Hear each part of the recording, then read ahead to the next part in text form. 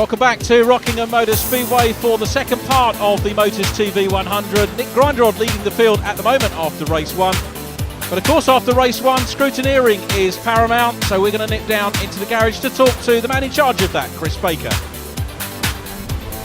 Well, we're here to do the technical checks on the pickup trucks. There's going to be a number of checks to look after suspension, the aerodynamics, and actually the size of the bodies as well. The checks usually consist of a ride height check, where we take the ride height gauge and run it down the side of the truck. This gauge should be cleared by the truck completely. For this particular racing, it's 90 millimetres.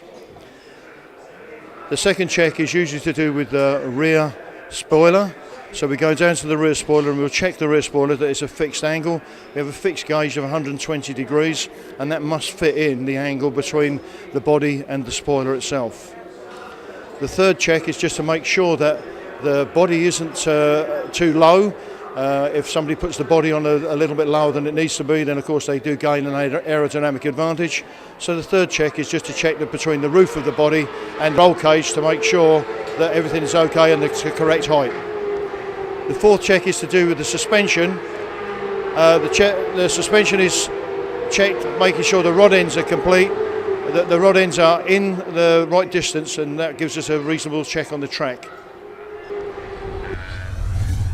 Thanks, Chris. Good to hear that all is fair in pickups. I tell you what, there's absolutely no way you get away with anything in this championship with Chris looking after it.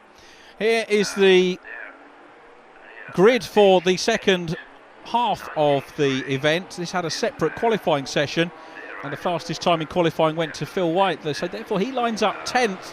Problems for Jeff Dixon, that's disappointment. Looks like the Palmer's Garage truck's going to start from pit lane, but Paul Tompkins on pole, Anthony Hawkins alongside, then David O'Regan and Pete Stevens, Steve Dance and Paul Poulter on row 3, followed by Cole Boardley and Charlie Weaver, Phil White, Nick Grinderod row 10, then Dave Weaver and Neil Tressler, Dave Longhurst and Mike Smith, followed by Paul Jones and Lee Rogers. Then it's James Goldstraw and Jeff Dixon completing it. Goldstraw and Dixon getting their first finishes. Paul Jones with a problem after race one, but he's back out looking for his first oval finish in this one. Phil White again breaking the 130 mile an hour average in qualifying here, but it's Paul Tompkins that starts on pole with Anthony Hawkins. A seesaw day for him in qualifying, fastest in the first race qualifying and 9th in the second one. That gives him the outside of the front row for this. Let's see how they get away. Another 50 miles of motor racing here. Jeff Dixon's at the back of the field in yellow. Great to see him join the party. And here they come around turn one. Cole Boardley trying to make up places already as they go down towards turn two. Anthony Hawkins it is that leads. This is the view from Paul Poulter in 74. So remember, a 35 lap race. It's going to be around about half an hour track time for them. Just look at the speed. These guys up. Look at Anthony Hawkins breaking away already. The Midland-based driver, David O'Regan, is second, chasing the Midlander, the Irishman second. We're on board with Steve Dance. Paul Tompkins is up in front of him. As we mentioned, Paul Tompkins, I've got to take my hat off to Paul. I said about his first win last year. And came from the short ovals. Most of the drivers have raced in non-contact oval. Paul Poulter raced in Superstocks originally, which are modified contact racing cars, and Paul Tompkins came from the world of banger racing, which is unmodified cars. And what a versatile racer Paul Tompkins is to come into non-contact racing and do so. Oh, problems for the Devon-based driver Lee Rogers, a non-finish in race number one after he glanced at the wall, and it looks like he's out of race two. They've had rotten luck this year. Blame it all, of course, on Dean Rogers, the spotter. And Dean, I'm sure, will forgive me for that as we go back racing here at the Rock with Anthony Hawkins. Well, he had a lead a few laps ago, but that's been whittled down. Nobody wants to let him get away. David O'Regan in second, then Paul Tompkins third. Looking at the back end of Pete Stevens' truck. Pete's multi-champion on short ovals. Of course, very quick here around Rockingham, ex-road race champion in Thunder Saloons, we mentioned in race number one. So Anthony Hawkins hangs on to this one at the moment. David O'Regan second with Paul Tompkins third, then Pete Stevens, the silver 16 of Steve Dance. Now championship-wise, as So we go on board with Michael Smith looking to pick up a few positions. The driver with the most wins in the pickup truck formula of all time, Gavin Seeger, no longer races with us, which is a shame. He won 53. Nick Grindrod currently on 49 wins, so Nick is going to have Gavin Seeger's career total in his sights by the end of the year. Around the outside goes truck number 20, Charlie Weaver, making up a position. Good to see Charlie running well. Weaver, another relative newcomer to the championship. The one thing you've got to say, Weaver's really got on the pace very, very quickly as a newcomer, like Paul Tompkins did.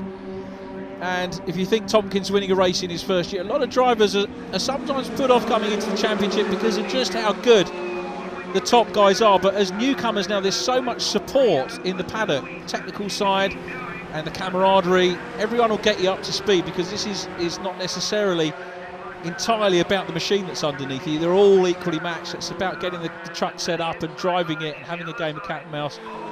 So newcomers very welcome to the championship. As we look at Tompkins on the outside, Peter Stevens in 4 on the inside line, dicing over 3rd place at the moment. Oh no, and off. What have we said? A great start for Charlie Weaver, but he's broken down and he's on circuit. And it's a full course caution here. The yellow flags are out and the pace car will be on circuit to recover Charlie Weaver's 20 truck. This is not good news for the front runners.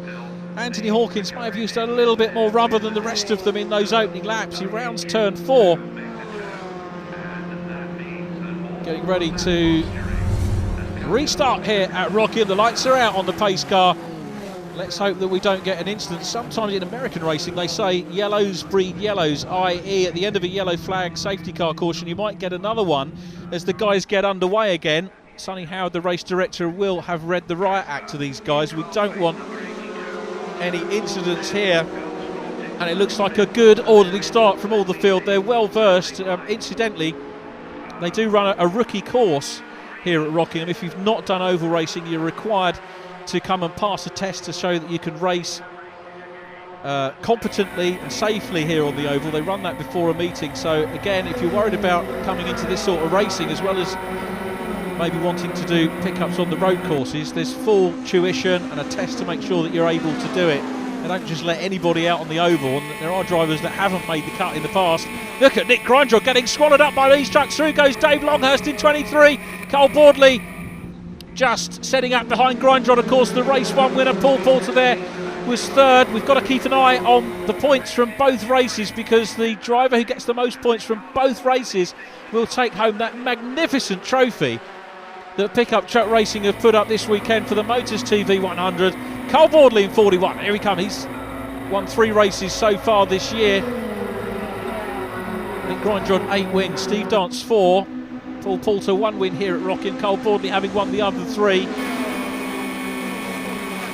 Nick Grindrod then the most successful active driver in pickups. He's also holds the record for the most number of successive wins. A record of 7 on the bounce last year, equally Gavin Seeger's record from a few seasons ago. Steve Dance with 37 career wins, Phil White with 12, Paul Poulter with 18. David O'Regan on the outside is surely going to join the list of winners before too long. Here we go on board with Boardley down the inside of Pete Stevens. Hot rod drivers on the small ovals from different eras. And Boardley looking down the inside of Phil White. Phil, the only driver to have won the World Super Rod Championship as well as the National Hot Rods in the days when the Super Rod Championship was fiercely competitive in a car, incidentally, built by the man who builds the pickup, Sonny Howard. SHP Engineering, not just Sonny that builds the car, of course there's a team there, including Sonny's brother Kelvin, who put the machines together, and Melanie in the office that does all the work as well. And a big team behind Pickup Truck Racing to give us some superb action here at the Rock. Nick Grindrod, though, back up at the front end of the field. It's still Anthony Hawkins in the white machine, the race leader. Nick Grindrod looking back at Phil White. The Denham Car Centre machine looking down the inside. You can see the Ford Ranger front on it. Very close view here. Grindrod carrying a fair bit of ballast as well. There's Anthony Hawkins still leading from Paul Tompkins. Nick Grindrod, look how close Carl Boardley is to the wall. Now Now they're closing up on the lead too, so Anthony Hawkins coming under a bit of pressure. Paul Tompkins has been hounding him thus far, and Tompkins going to the inside line, looks down the inside to try and take the lead. Has he got the momentum as they come down into turn one? Tompkins gets his nose in front. Anthony Hawkins down to second. Is it going to be third? Grindrod goes through as well. Nick Grindrod up into second place. 70 kilos, you can see the graphic. He's got the most ballast on the truck, and yet still managed to come through and win the first race. The boys really know how to set the machine up. Of course, the team led by Nick's dad, Carl, he's a big character as well. So Paul Tompkins out front now. Paul hanging on to it from Nick Grindrod, still pretty much early doors in this race, despite the safety car that we had on board with Paul Porter trying to pick his way through. Grindrod with maximum points from race one. Going to need to do that again. I guess the guys that he's going to have his eye on, Steve Dance and Paul Porter, championship wise, or Rockingham Motors TV 100. This is Steve Dance, who's again doing what he did in race number one, keeping a little way back, and he'll start to try and chop his way through the field as we get probably into the second half of the race. But he's in touch with the lead bunch. That's what he needs to do in this race of tactics at the moment. There is the 16 machine, Dave Longhurst behind him, then the number 4, the Certec truck of Pete Stevens, 93, Michael Smith, big man from the north of England, running well. Here we go on board with Michael across the stripe, playing a canny game here and just holding back a little bit at the moment. Anthony Hawkins has dropped to 4th, and it's still Paul Tompkins out front from Nick Grindrod. Phil White in 3rd, and this is the view from Paul Porter. I beg his pardon, it's Paul Porter in 3rd place. It's Phil White back in 5th, so going to be black trucks muddle up as they pass the wall cam again. What a superb view that is. I say it again, now down into turn 4, and Tompkins hanging on to this from Nick Grindrod. Is Nick Grindrod going to get the most points today? Stay with us to find out.